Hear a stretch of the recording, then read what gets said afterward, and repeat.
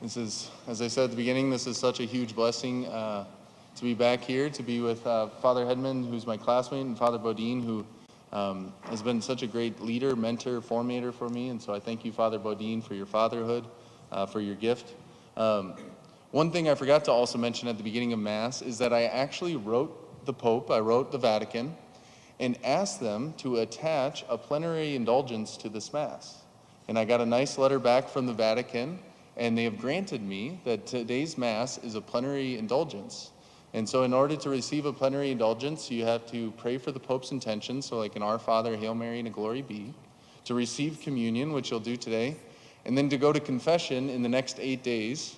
And unfortunately for Father Hedman, Father Bodine's on vacation this week. And so he'll be pretty busy this week, but to receive the plenary indulgence, I encourage you guys to go to Mass over the next 8 days. This is a real gift. This isn't something that the church does often, but they graciously accepted my petition that this Mass would be worthy of receiving a plenary indulgence. So I just wanted to offer that to you guys.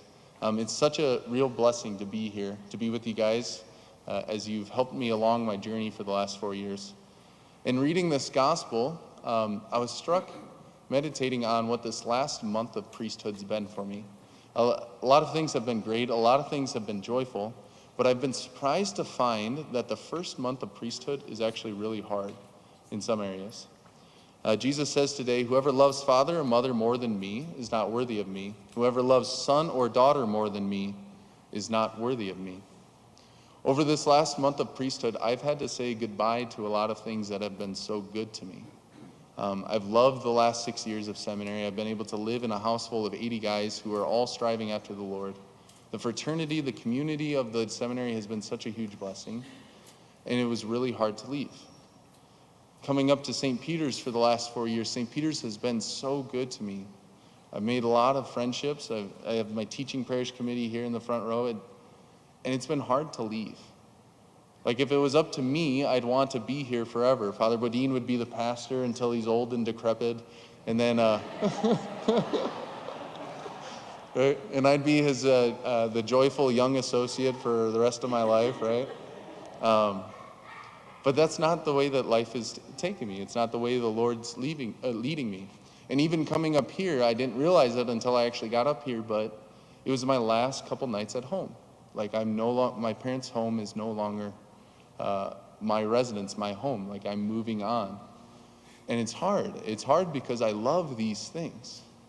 Much like in today's gospel, who doesn't love their father or mother or sister or brother or friend or relative? This love that we have for these individuals is so deep.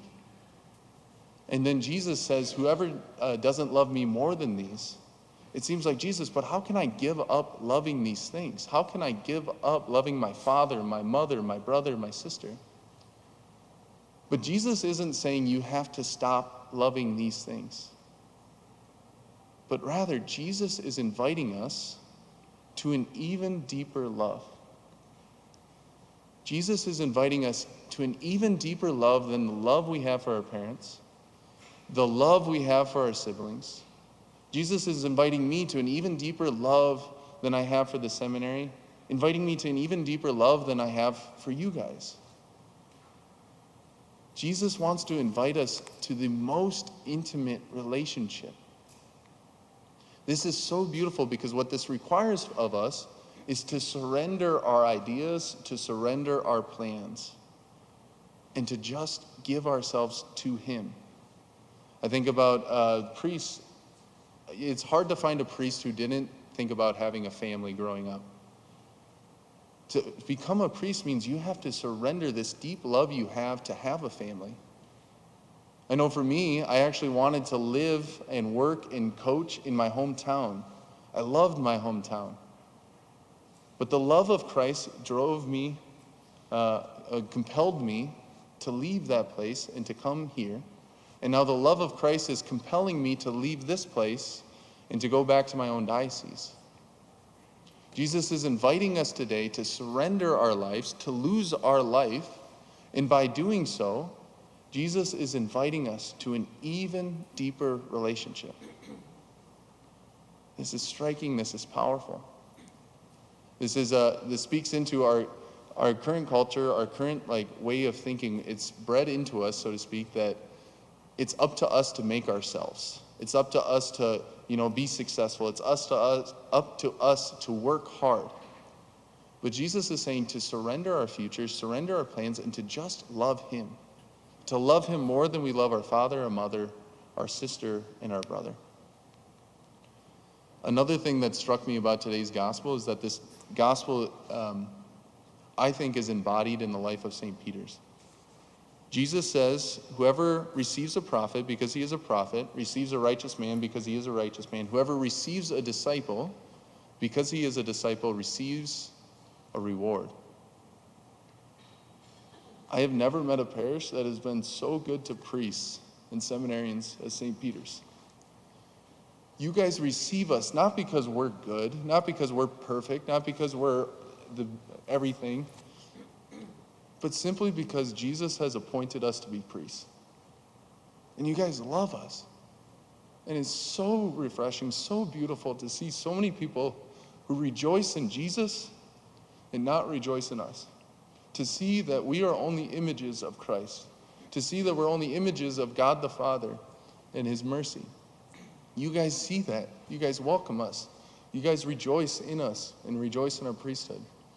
I think about the ways that you've treated Father Bodine, you've treated Father Ben, who has been called to a new parish as well. How you guys have welcomed Father Hedman. It's like you guys love the priests not because they're great, but simply because they're priests. Because they have been men who have been chosen by God. Men who have been appointed by God to lead the community. You guys are living out this gospel. And your reward for doing so, your reward is a prophet's reward. And what is a prophet's reward? It's twofold. First, it's death. And I know that sounds like a terrible reward. But what do I mean by death? I mean death to self. I mean death to sin. Death to pride. Because I don't determine who my priest is going to be. I don't get to determine who my teaching parish seminarian will be. I just receive. And you guys have received so faithfully those priests who have been given to you. There's a death to self and just an acceptance. And this death, that is a prophet's reward, leads to the second prophet's reward, which is life with Christ. As St. Paul says, we die with Christ so as to live with Christ. You guys will receive a prophet's reward for your generosity to priests, and what that is union with Christ, intimacy with Christ. Brothers and sisters, I thank you for the ways that you have received priests so generously, and I pray that he may grant you eternal union with him.